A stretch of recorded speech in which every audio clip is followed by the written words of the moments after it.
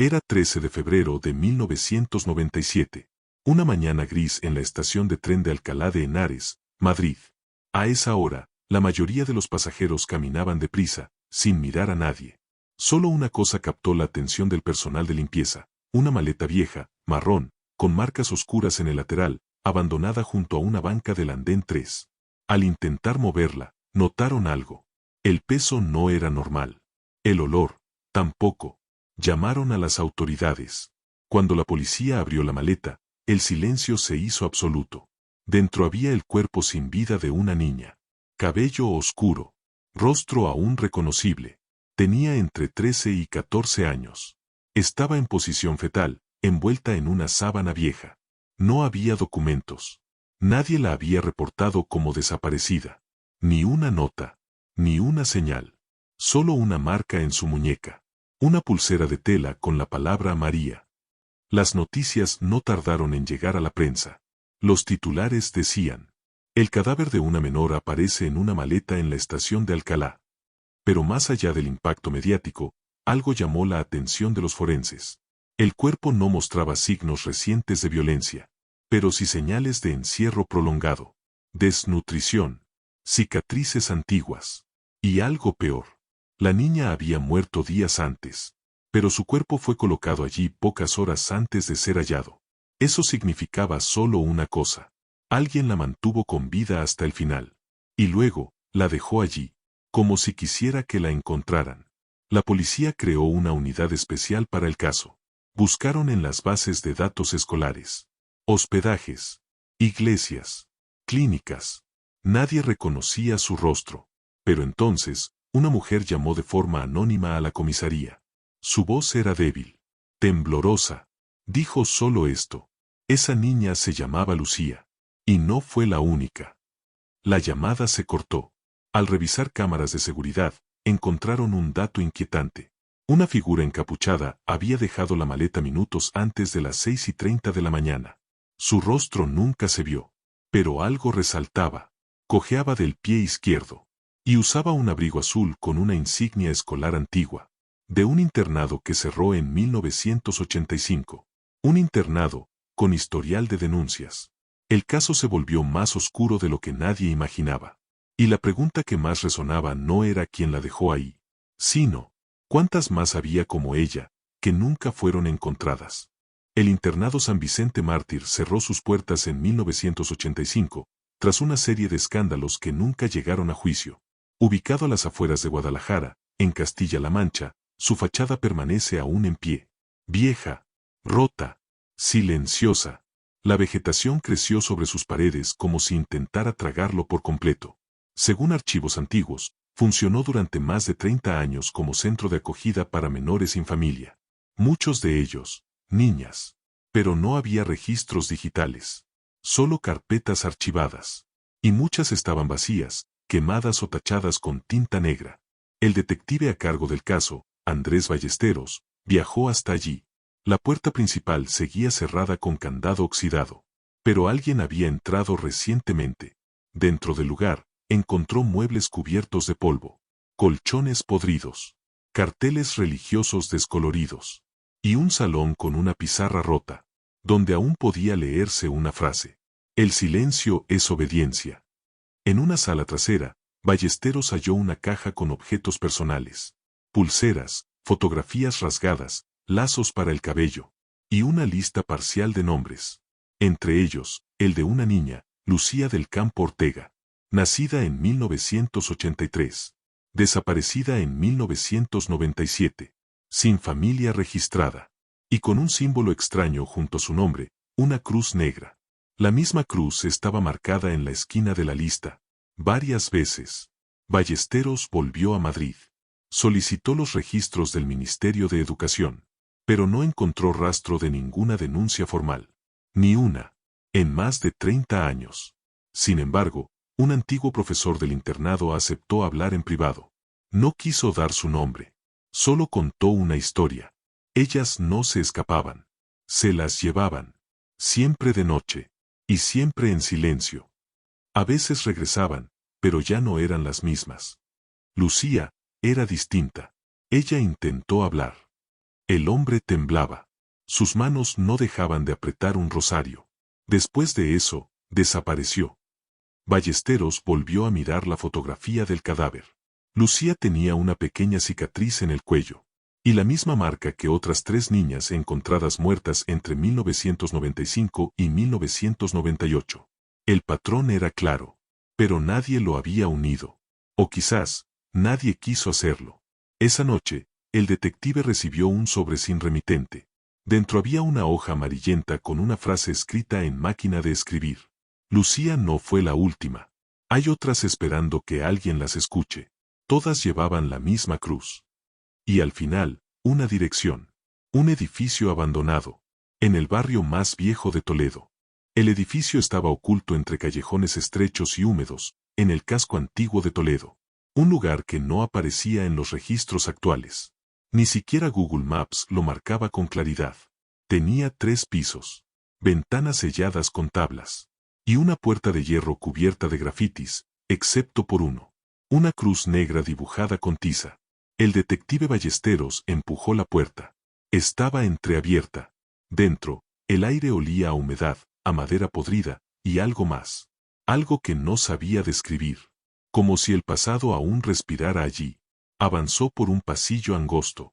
Las paredes estaban cubiertas de dibujos infantiles. Figuras de niñas. Nombres tachados. Y frases cortas, escritas con crayón. Ella no quería ir. Lucía gritó. Yo tengo miedo. En el piso superior, encontró una habitación con una cama oxidada. Sobre ella, una muñeca sin cabeza.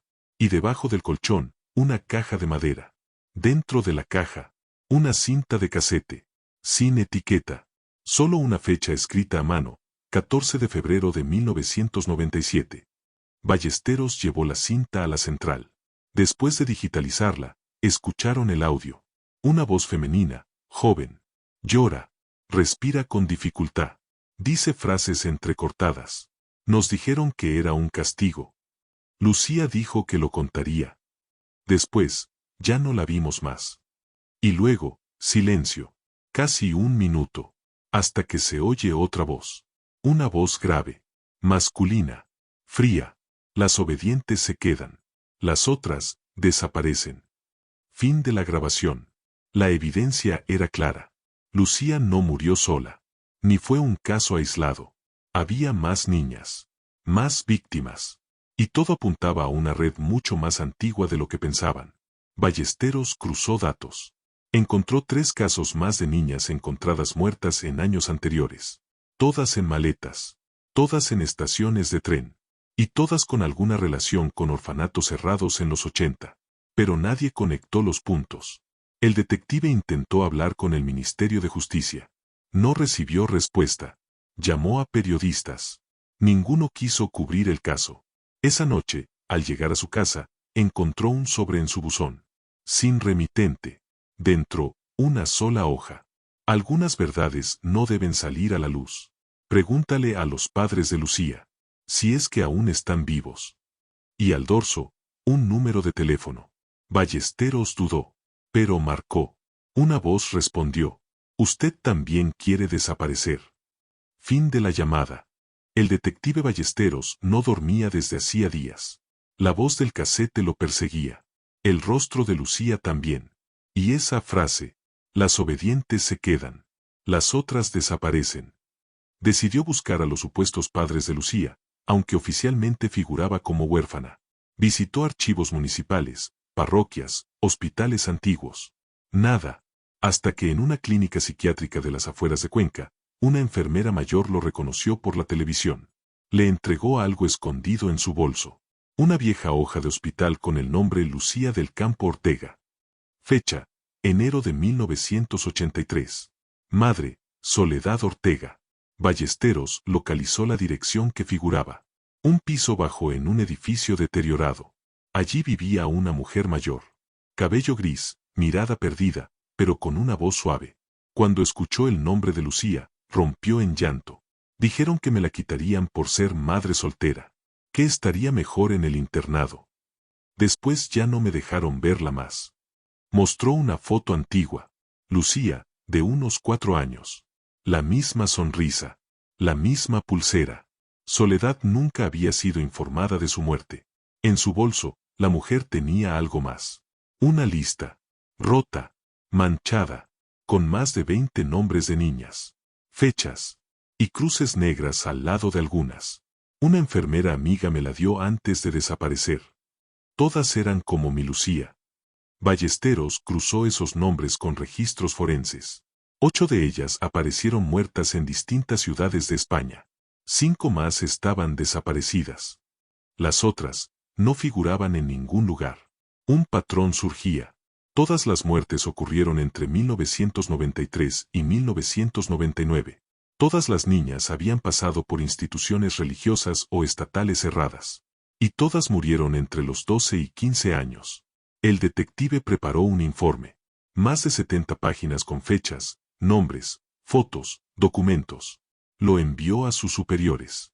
3 días después, fue apartado del caso. Y recibió una orden de silencio. Sus archivos desaparecieron del sistema. Su computadora fue formateada. Y su teléfono comenzó a recibir llamadas en silencio, a las 3 de la mañana. Volvió con Soledad. Pero su piso estaba vacío. Puerta abierta. Sillas volcadas. Y en la mesa, la foto de Lucía, rota por la mitad. Y una nota con caligrafía infantil. No hables más. Mamá ya no está. Ballesteros sabía que su tiempo se agotaba. Decidió hablar con un periodista independiente, conocido por investigar casos silenciados. Entregó copias físicas de todo. Grabaciones. Fotos. La lista. Y solo dijo una frase. Si no salgo en las noticias esta semana, cuéntalo todo. 4 días después, el cuerpo de Ballesteros fue encontrado en su auto, estacionado frente a la estación de tren donde todo comenzó. En el asiento del copiloto, una maleta vacía. Y dentro de su bolsillo, una pulsera de tela con el nombre Lucía. El periodista que recibió el informe de Ballesteros se llamaba Tomás Requena. Trabajaba de forma independiente, desde su apartamento en Vallecas. Llevaba años investigando desapariciones infantiles sin resolver. Pero nunca había visto un caso tan meticulosamente encubierto. Pasó una semana revisando los archivos entregados. Testimonios. Documentos quemados. Imágenes de cuerpos en estaciones. Siempre dentro de maletas. Siempre niñas. Y en todos los informes forenses, una constante. No se encontraron signos evidentes de violencia reciente. Como si la muerte no fuera el castigo, sino el silencio. Tomás intentó publicar un reportaje, pero 3 portales digitales rechazaron el contenido. Uno de ellos fue hackeado la noche siguiente. Su cuenta bancaria fue congelada por errores administrativos. Y recibió una carta, sin remitente, con una sola frase escrita. Usted no entendió la advertencia de Ballesteros. Pero Tomás no se detuvo. Buscó a familiares de las otras niñas de la lista. Casi todos estaban muertos. Algunos por causas naturales. Otros, por suicidio. Hasta que encontró a Andrea, hermana mayor de una niña llamada Sara, desaparecida en 1994. Andrea tenía pruebas. Cartas que su hermana le escribió desde el internado. En ellas, hablaba de una puerta que solo se abría de noche. Y de un hombre que olía a ceniza. La última carta tenía fecha de 5 de julio de 1994. Sara fue declarada desaparecida al día siguiente.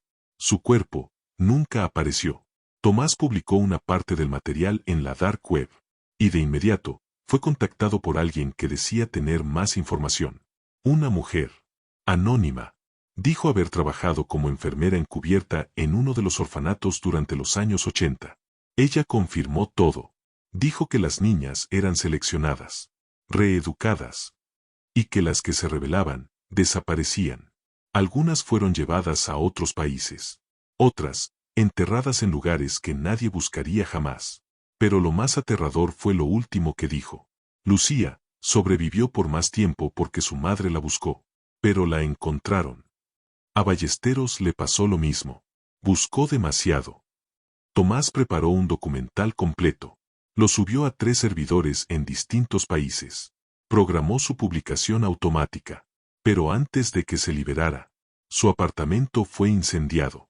Su cuerpo no fue identificado de inmediato. El archivo se publicó, pero fue eliminado en menos de 24 horas. Sin embargo, una copia circuló, y fue vista por cientos de personas. Hoy, el caso de Lucía es solo un nombre más en una base de datos. Sin resolución, sin culpables, y sin voz. Pero en algunas estaciones de tren antiguas de España, hay cruces negras pintadas en los baños. Pequeñas, discretas, marcando los lugares donde dejaron de escuchar. Y empezó el silencio. Y si alguna vez encuentras una maleta vieja abandonada, no la abras. Porque puede que dentro haya algo más que un cuerpo. Puede que haya una historia que nadie quiso escuchar.